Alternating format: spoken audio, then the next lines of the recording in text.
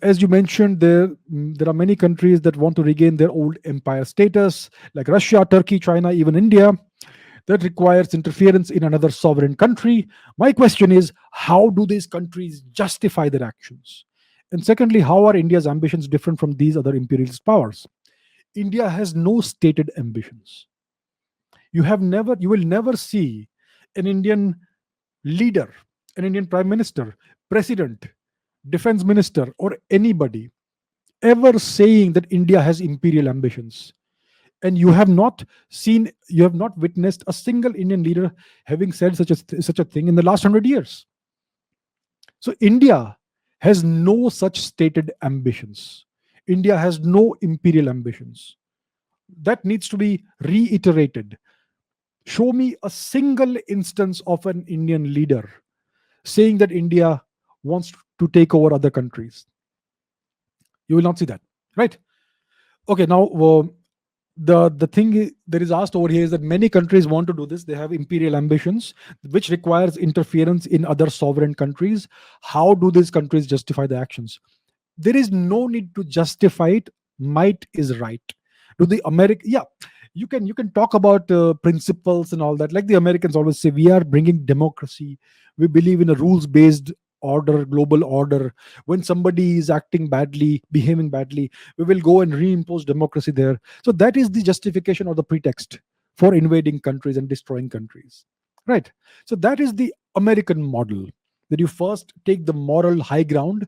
You talk about democracy, you talk about liberal democracy, you talk about human rights, even though you are violating all these things, but you use the right words, and then you invade. So you first take the moral high ground, you justify your invasion based on that moral high ground that you've taken, and then you invade. So the Russians, if you see Mr. Putin's speech before he ordered the invasion, he issued a justification of why he is doing this, that this is all historically Russian territory. And you know what? If you study the history of the region, you will find that he was right. This was historically all Russian territory for centuries, right? So there are all kinds of justifications you can issue, but at the end of the day, in geopolitics, might is right. So you don't necessarily need to issue justifications, right? And there is no right or wrong in geopolitics. Please understand this. Indians have this great hang up. Things have to be justified. You can't do certain things. It's immoral, unethical to do certain things. That applies only to India, apparently. Everybody else can do what they want. But if India does something, it's unethical. It is unjustified. You know what? There is no such thing as right or wrong in geopolitics. If you can do it, you do it.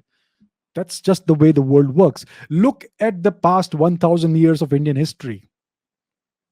Right? Everybody came and took whatever they wanted for 1,000 years. That's why India is such a broken down country. That's why the economy is so small, because they stole all our wealth. And all that wealth that was stolen from India, hundreds of trillions of dollars of worth of wealth was stolen from India. It is currently in the West. The West has grown at India's expense.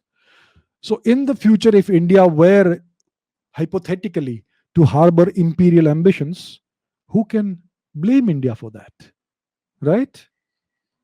I'm not saying India should do it or India has any such ambitions.